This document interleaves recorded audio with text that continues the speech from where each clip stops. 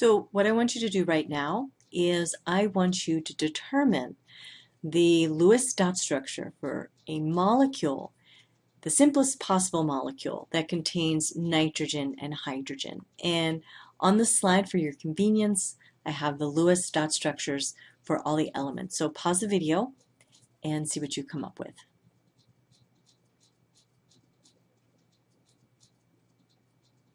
So by looking at our Lewis dot structures, we see that nitrogen has 5 valence electrons and 3 of them are unpaired.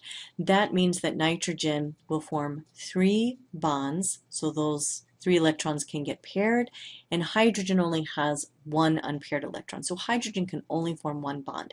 So nitrogen, which has the capacity for a greater number of bonds, will be our central atom. And we remember hydrogen can never be our central atom. So if your Lewis dot structure looks like this structure on the left, give yourself a pat on the back. Nitrogen has a covalent bond with 3 hydrogens, and if we count the total number of electrons around the nitrogen, there are 8, so it fulfills the octet rule. Now, when we convert this Lewis dot structure to a two-dimensional structure, the electrons that are engaged in covalent bonding become lines, but the 2 electrons that were paired in nitrogen, those 2 valence electrons that were paired and not involved in covalent bonding, remain as dots.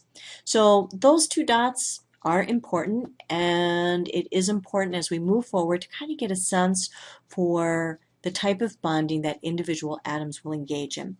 We know that hydrogen will always form 1 bond, then it's done.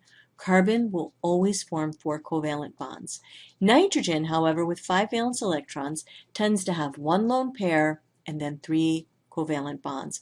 And oxygen, with 6 valence electron, it already has 2 sets of paired electrons, tends to form 2 covalent bonds and then have 2 lone pairs.